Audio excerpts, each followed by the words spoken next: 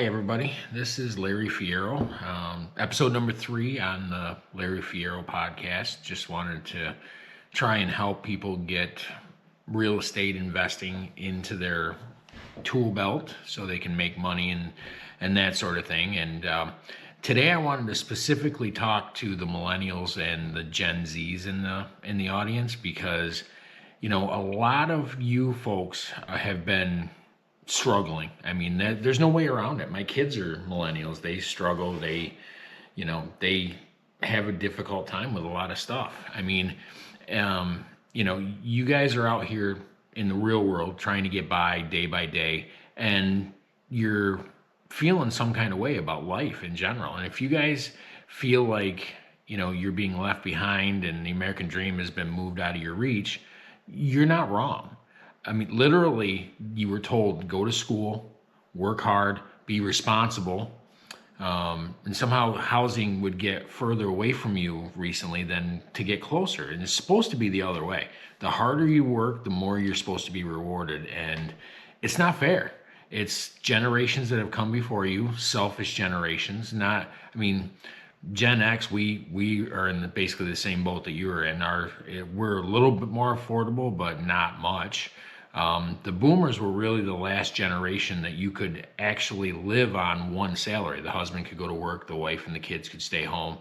And then they came out to a situation where the government and whoever came up with this whole increase in inflation and that sort of thing. So it required two people living and working together, it's difficult. So what I'm trying to do here for my kids, for you guys, for all of the people in the world, is I'm trying to show you a better path. This is, real estate investing. It's about just thinking outside the box. There are so many ways to get rich in the world today. The money supply is flying all over the world. We just got to figure out how to reach up and grab our pile of it. So, and what we need to do is just get you on the right path. And today I'm going to show you what that path is. You were not required to be born rich. You don't have to get lucky on stocks, gambling on crypto and that sort of thing. You've just got to use the fundamentals that I'm going to show you and use the traits that I'm going to show you, because that right there is what's necessary for you to get where you want to be. I learned a long time ago. I started back in, high school. Right out of high school, I bought my first property. I told you about that on the first episode. And thank God that my best friend's mom took pity on me, basically, and showed me exactly what she needed, what I needed to do in order to get by in life. And her education has been so, I can't even put words to it. I mean, it was a godsend, So what we're going to need to do here is we're going to have to talk to you guys a lot about your situation. I mean, student debt's increasing. You guys know credit card debt, it's gone through the roof. There's just so much debt in the world today, and you guys have been basically hamstrung. So here's what I'm going to do. Everything that I teach you is going to be hands-on. I'm not just going to say, send me $20,000 here, take my $20,000, and then I'm not going to provide you value. So what I'm going to do is I'm going to provide you value. And if you find value in what I show you, you should like and share it so other people can get the value, because that's what I care about. I don't care about money. I've made enough money to where I could live comfortably if I want to for the rest of my life. Never have to work again. But I work, I'm actually a milk hauler. I work tractor trailer because for a few reasons. I love driving tractor trailer. It's like one of the coolest jobs ever. Let's be honest. You guys see a tractor trailer driving down the road. Who hasn't fist pumped to a tractor trailer? The air horn alone is just worth the job. But also, one of the things that you need to think about as an investor is how you're going to prove your income. And I use my W-2 income from my job to buy real estate because it's easier to prove to a bank that I'm making the money when it's a W-2. It's a long involved process to go through getting a bank mortgage. That's if you get a bank mortgage, because I'm going to start with showing you exactly what you need to do for creative financing. You're going to want to start with owner financing. Every project out there on the face of the planet can be owner financing if you find the right factors that are involved. So you don't want to sit there and go, well, I don't think this is owner financing. You never know. You never know. I just had under contract. It fell through because basically the people that are selling it were kind of sketchy. But I had a 204 unit under seller financing. They were going to finance $20 million. And that, you might say, well, they were sketchy, but that's not the case. The one of them was sketchy, and they ended up having it foreclosed on from the previous owner, but that was also owner financing. So you guys have to think, there's no project out there I can't get owner financing as long as the factors line up. And one of the things that I'm telling Gio, my student, is you have to get comfortable with being told no. It's not something that it's, what's the worst they're going to say? They're going to say no. Who cares? You're going to hear no 100 times in real estate investing. You need to get comfortable with the word no. That's plain and simple. You don't know until you find out. And then once you find out if it's a no, I've actually put projects on the back burner, let them sit on the market for a little while because I gave a great offer. The interest wasn't available. And I came back and revisited it a month, 2 months later, and it was still on the market, and they were more willing to negotiate at that point in time. But the key to being an effective negotiator, and this is number one key, you have to be ready to walk away. You cannot fall in love with a project. You can't fall in love with a property. I know a lot of people say that emotion is a good place to be, and it's not when it's real estate investing. When it comes to your money, you should not be emotional. You should be using the numbers, get the numbers that you're looking for, stick with it. Stick with your criteria. Do not fall in love with the property, because the minute you fall in love with the property, the people have you right where they want you, because then they'll be able to charge whatever they want, and you cannot pay whatever they want. You've got to make it profitable for you and profitable for them. So I was told a long time ago, the perfect negotiation is where both parties are happy and sad at the same time. They didn't get everything they wanted, but they got enough to make it worthwhile. That's the whole key to property. So, and you'll have to excuse me, one of the dangers and one of the downfalls of working a full-time job is sometimes you knock a tooth out with the hose on the truck, and then can't find a dentist that takes workman's comp. So that's a long story, but you'll have to see me until I get this fixed with a tooth missing. That being said, let's dive into this. We've got a situation right now where these big corporations have been buying up single family homes, and they've been jacking up the price, and they've been not doing right by the American people, by the millennials and all that. So, let me check this, and it's one of those things that it's difficult. It's difficult for you right now to buy a house just because there are forces against you that are outside your control. Not fair, and I want to try and even the score. So I made a couple of notes here, things I wanted to hit. So here's what I want to tell you. Life's not fair. The game is rigged. The system isn't going to apologize to you for keeping you down. You're just going to have to get used to it. You're not going to want to play the victim, because a victim mentality is not something you need at this point in time. What you need is a proactive mentality. Everything that you want is on the other side of the comfort zone, because you've got to get uncomfortable to make that money, to get out there. Analysis paralysis is your comfort zone taking control of your body and running you into basically poverty the rest of your life. So, I've gotten to the point now where everybody has to, and I can't take credit for this. This was one of my favorite motivational speakers. His name is Andy Frisella. He came out with and told us every day you wake up in the morning and you hear two voices in your head. You've got your boss voice and your bitch voice. The bitch voice is the voice that tells you get back in bed, lay down, stay in bed.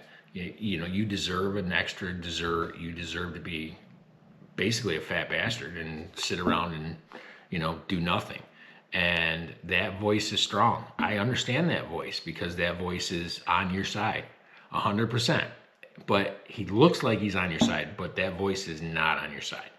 That voice is pretending to be on your side to the detriment of the rest of your life. The boss voice, on the other hand, the boss voice is that voice in your head that tells you, get your ass up, get to work, buy this property, go driving for dollars, go do all this stuff that you need to do to put your house in order, because you have to have your house in order. You are the only one responsible for your happiness and for your finances. Nobody else is going to show up and take care of it for you. Now, you got two choices. You can stay mad, you can stay pissed, you can be a victim the rest of your life, and you're not going to go anywhere. You're going to sit there and you're going to be poor and broke and unhappy the rest of your life. Okay? Or you get educated, you get ripped, you get Andy also says personal excellence is the ultimate rebellion, which I agree with. And I'm not going to be quoting Andy a lot.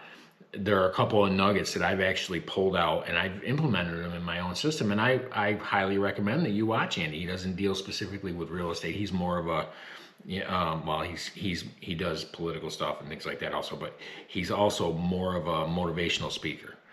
Him and Ed Milet. They're both great people to listen to their podcasts. They're phenomenal. So you don't want to stay mad. You need to get educated. You need to learn how money works, because money is difficult. Money is the weirdest thing you're ever going to run up against.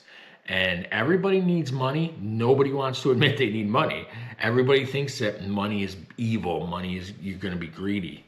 And I just want to tell you that nothing good in the world happens without money. All of the charitable organizations, rich people give into that. Can money corrupt you? Yeah, absolutely. Absolutely. If you're out there looking specifically for just the money, you're not going to find it. God's going to keep the money away from you. You have to want the money for what it can do for you and other people in your life.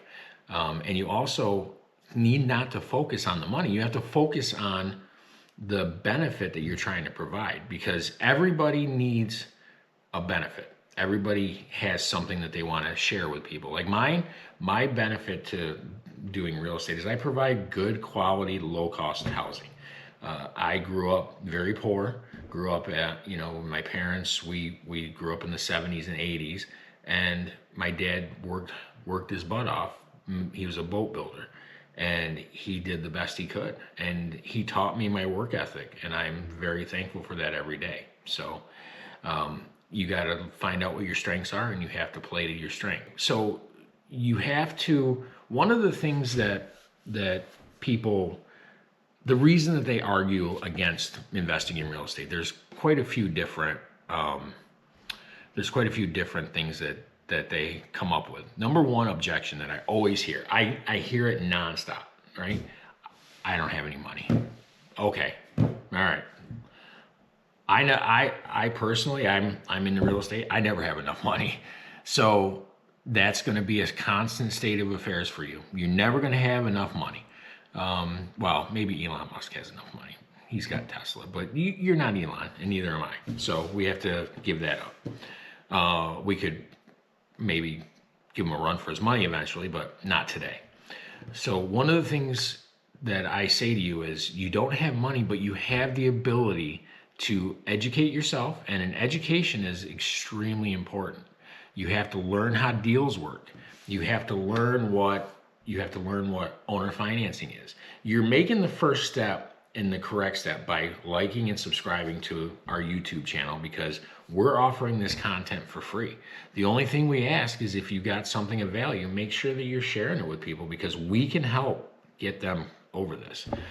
So basically, you guys don't have any money, but in 10 years, 15 years, if you don't make changes now, you're not going to have any money then. And I guarantee you, at 55, if I hadn't made choices at 18 and 19 to put me in this fantastic place that I live in, I would still not have money, and I would have a lot of regrets. So 5 or 15 minutes listening to a podcast now, learning how to do what we do, is very much preferable to 15 years of regret down the road.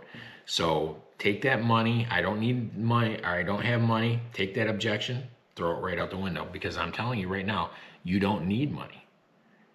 You're going to eventually get to the point where you can realize, and we're going to show you step by step. And Gio is learning that right now. I'm teaching Gio, is my student, Giovanni Cato. He's learning right now that he's probably going to be editing this too. So hi, Gio. What's up, man? What's up, dog? You my boy. So he's actually learning right now, you don't need money. You don't need money. You can get, there are actually ways that you can buy real estate with zero money down. I know. You're sitting there shaking your head. No way. No, I'm telling you, we're going to show you. Sit right there and just listen, because we're going to show you everything that you need. Another one, this is one of my favorites, tenants. Oh, you know, people are like, tenants are terrible. Tenants can be terrible. I'm not going to lie to you. Okay. Some landlords who have been burnt out on tenants, they get the wrong tenants in there. But the nice thing is, I'm going to show you how to find the right tenants. You have to do background checks. You have to check references. Okay? Don't look at the payday right now. Somebody walks into your office and you got a rental property, you got an apartment for rent for $1,000, and they walk in, they go, I got $1,000 rent, $1,000 security deposit. I want this apartment right now. And your instinct is, you know, they're offering me $2,000. Okay? They're offering me $2,000 cash in hand. Your head's about to explode. You want to take this money and you're shaking. You're like, oh, that money's so bad. I want that money. Stop it. You don't need that money right now. You need to stop, take a background check, and make sure that that $2,000 isn't going to cost you $15,000 down the road. Because that tenant, without a background check, could go in there and trash your apartment, and you're spending $15,000. I got video. I've got pictures. I can show you of apartments that I've had where, at the beginning of COVID, one of my tenants, she took one of my apartments. She was a great tenant for 3 years. Governor Cuomo gets on the TV and tells the tenants, you don't have to pay rent. What? The governor of New York is telling tenants they don't have to pay rent. Are you kidding me, dude? What are you talking about? Okay, it's over with. I made it through 2 years. It was a 2-year expedition, which we'll talk about. But she was a great tenant for 3 years. And the governor said you don't have to pay rent, so she stopped paying rent. That didn't mean she didn't owe the rent. That's the problem that the governor didn't say. He said you don't have to pay rent if you're having problems, but you're still on the hook for the rent. And I'll never forget that 2 years later, it took me 24 months. There's still 12 months in the year. It took me 24 months to get her out. And I remember I was driving in Texas. I was going down 35 towards Laredo, Texas to do a pickup. And I was on hands-free, of course. I was completely legal. And we had the conference call because court, you still couldn't go back into court with COVID and all the, all the nonsense that went on with that.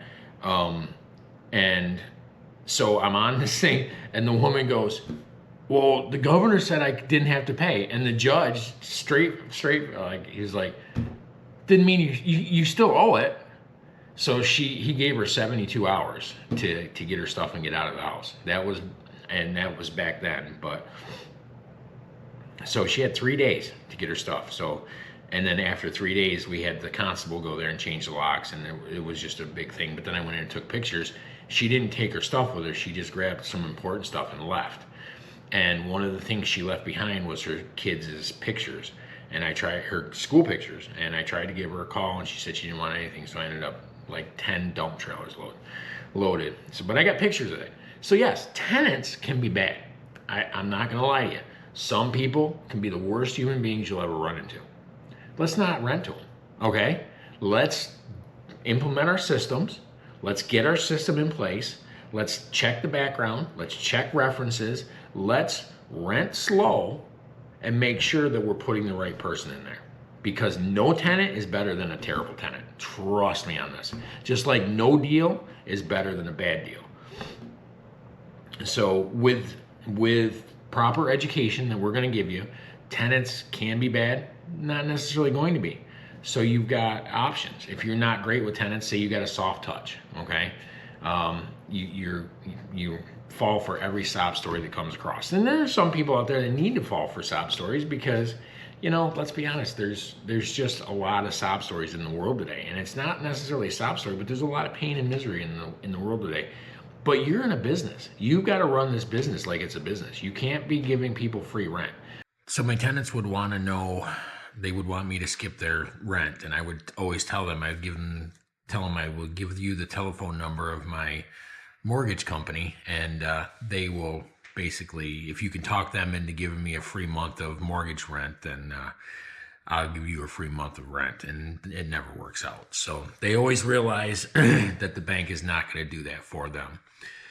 I feel like the video is going on quite a while, but I've got a lot to talk about. So I did want to tell you before I go that this adventure that you're on buying real estate, a lot of people will be insulting of you. They'll tell you that you'll see all the haters come out. It'll be, you're a slumlord and you don't care about people and that sort of thing. And I can tell you right now, you better get a thick skin real fast, because people that you love and respect are going to be acting like you're some sort of evil person now that you want to buy rental properties. So, and I just want you to know that we're going to get you through this, and it's not going to be an easy path, but if you listen to what we tell you, and you listen to me, and I'll get you educated, I'll get you out of the rat race, I'll get you some good income. So, and just know that this is not about the money. The money is important, but the money isn't the important thing, because it's about what the money buys you. It gets you so you're not stuck to a full-time job that you can't stand. If you want to walk away, I could leave my job right now and I would be completely fine. I don't want to because I enjoy it, but I could, not a problem. It's about not living paycheck to paycheck. It's about going where you want and doing what you want, when you want, with whomever you choose to do it with. That's the kind of freedom that money gets you.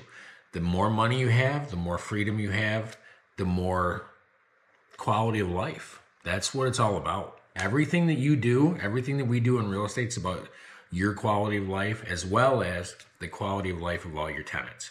Because the way I look at it, a tenant that lives with me isn't a tenant, or is a tenant that's not going to be living with that guy down the road who should not be a landlord. And we all know who that guy is, or a woman or whoever. They don't care about the tenants. All they see is the dollar signs. So just know we're here for you. We care about you. We're not going to leave you out to dry.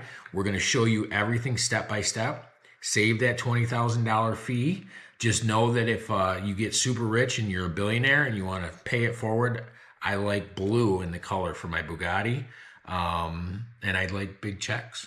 So if you want to thank me after the fact, after you're a millionaire, after you're a billionaire, and you're like, man, this guy really put me on the right path years ago. Now I'm worth $20 billion. I might send him my private jet. Take him to vacation in Hawaii. So just know that I'm joking about that, but if you choose to, I'm not joking. But I am joking, but if you make it, I'm not. Just remember that. So, if you like this content and it helps you, make sure you share it with the people. Like it, subscribe to it, comment on it. Let me know your success stories. When you have a success story, I want to hear about it. Put them in the comments down below, down on the bottom, so I can read them and be like, you go. And I'll shout you out. I'll call you out on the video occasionally if I see a really good success story. I want to promote you. I want to populate you. I want to popularize you. Not populate. That'd be weird. So, but just know that we're here for you, and we're on your team, and we want you to succeed 100%. Take that $20,000 you got for the guru, put it at down payment on apartments.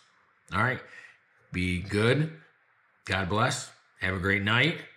And listen to that boss voice. To hell with that bitch voice.